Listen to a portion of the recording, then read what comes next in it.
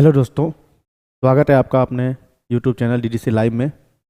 आज हम कल की क्लास को आगे बढ़ाते हुए सरकार के बारे में चर्चा कर रहे थे। पिछली क्लास में हमने केंद्र सरकार के बारे में चर्चा किया था। अब हमारी जो अगली टॉपिक है वह है राज्य सरकार, कि राज्य सरकार के क्या अंग होते हैं। तो जैसे आपने केंद्र सरकार के बारे में पढ़ा, केंद्र सरकार के 3 अंग होते हैं, कार्यपालिका, विधायिका और न्यायपालिका।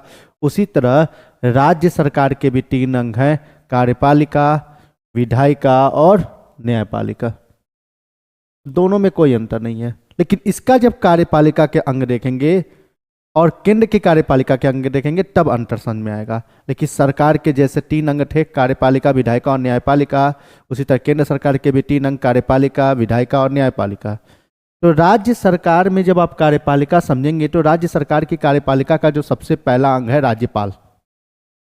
राज्यपाल कार्यपालिका का सबसे महत्वपूर्ण अंग माना जाता है और राज्यपाल को सहायता करने के लिए मुख्यमंत्री, साथ ही साथ मुख्यमंत्री को सहायता करने के लिए मंत्रिपरिषद और सबसे अंतिम नंबर पे महाधिवक्ता।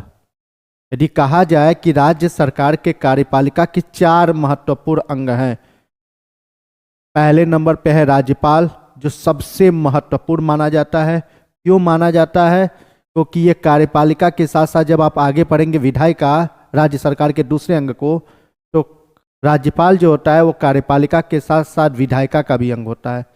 इसलिए सबसे महत्वपूर्ण संस्था मानी जाती है या सबसे महत्वपूर्ण पद माना जाता है राज्य सरकार में। दूसरे नंबर पे है मुख्यमंत्री, तीसरे नंबर पे है आपका मंत्रिपरिषद, जो मुख्यमंत्री को सहायता करने के लिए बनाया जाता है, जिसका मुखिया खुद मुख्यमंत्री होता है। मतलब मंत्रिपरिषद का मुखिया कौन होता है? मुख्यमंत्री होता है। और सबसे अंतिम नंबर पे है महाधिवक्ता। महाधिवक्ता राज्य सरकार की कार्यपालिका का सबसे अंतिम अंग और साथ ही साथ राज्य सरकार का विधि परामर्शदाता होता है, जो एक महत्वपूर्ण पद है और संवैधानिक पद है, जिसका उल्लेख भारत के संविधान में किया गया है। दूसरे नंबर पे है राज्य सरकार के अंग में, वो है विधायिका। राज्य सरकार की विधायिका का नाम होता है राज्य का विधानमंडल। जैसे केंद्र सरकार की विधायिका का नाम आप पढ़े थे, संसद होता है, पार्लियामेंट। उसी तरह राज्य सरकार की विधायिका का अंग है राज्य का विधानमंडल। और भारत के संविधान में यदि राज्य की विधायिका की बात करेंगे तो राज्य की विधायिका के 2 महत्वपूर्ण कॉन्सेप्ट हैं। पहला है द्विसदनी विधायिका, मतलब राज्य, किसी राज्य में द्विसदनी विधायिका है और किसी राज्य में एक सदनी विधायिका है।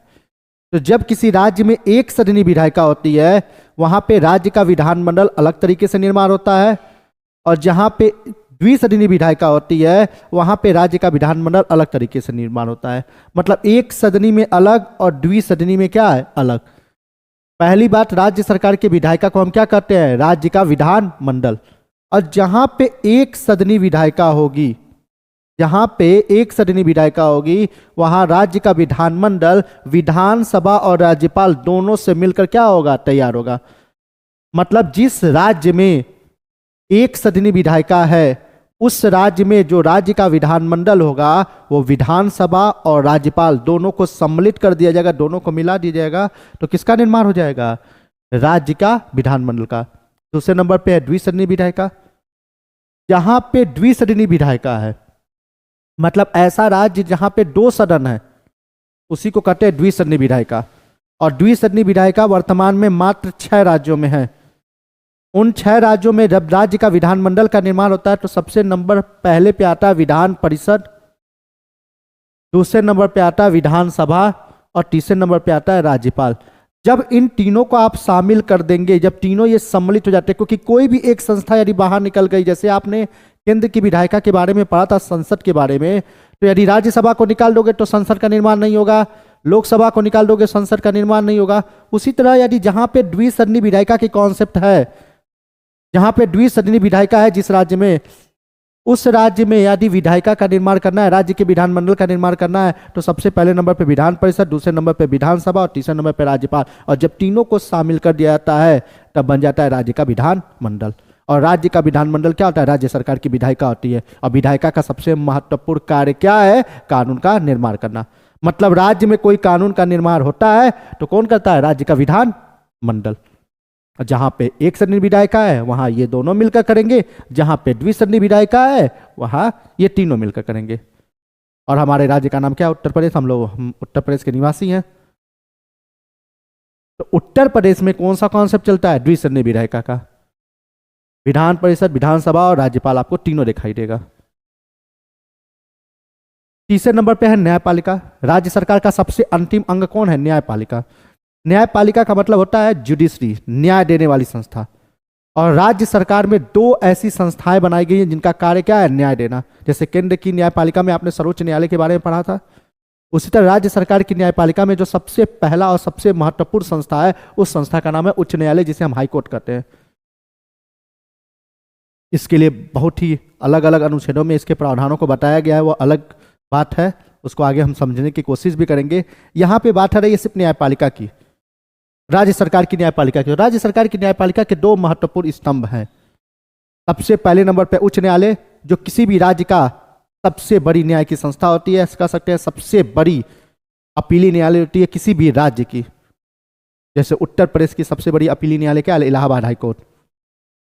और दूसरे नंबर पर जो संस्था है वह है जिला न्यायालय। जितने भी जिले आपको वहां पे जिला व सत्र न्यायालय दिखाई देगा। उत्तर प्रदेश में वर्तमान में 75 जिले हैं, उन सभी 75 जिलों में आपको एक न्यायालय दिखाई देगा जो उस जिले का सबसे बड़ा न्यायालय होता है, जिसे हम क्या कहते हैं? जिला व सत्र न्यायालय। ये दोनों क्या है? न्यायपालिका के बहुत ही महत्वपूर्ण स्तंभ है किसी भी राज्य के।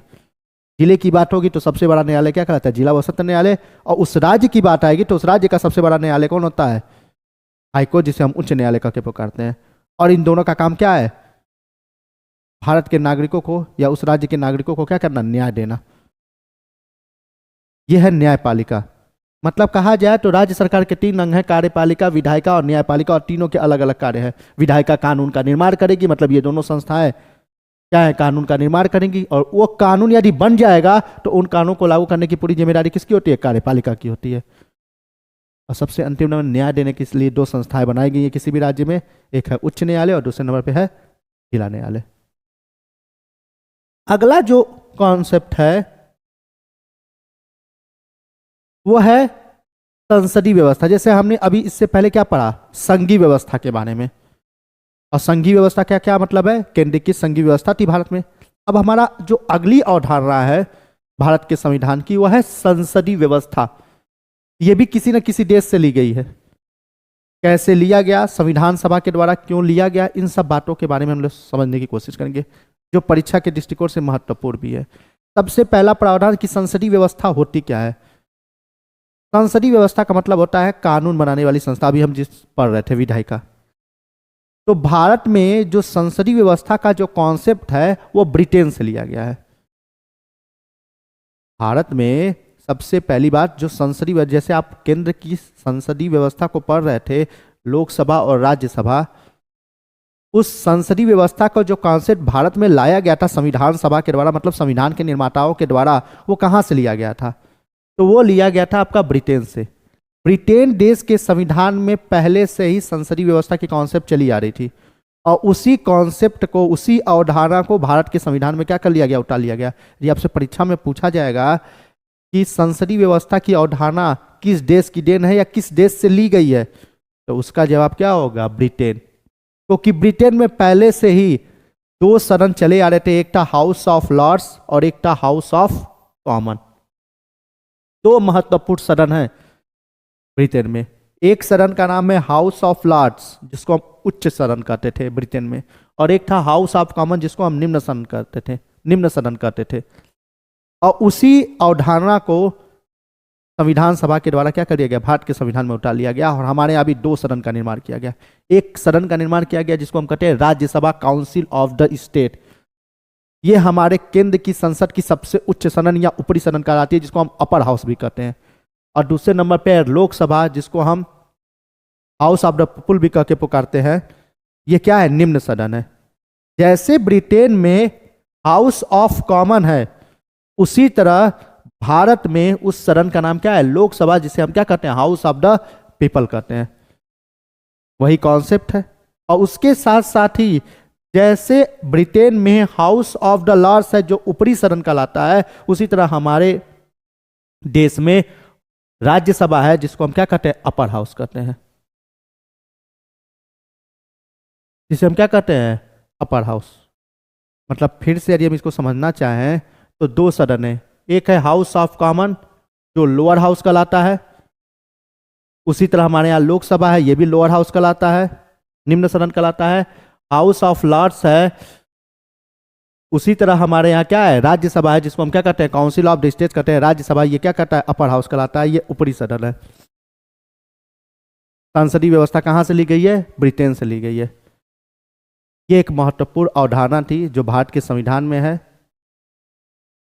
फिर मिलते हैं हम एक नए टॉपिक के साथ। जय हिंद।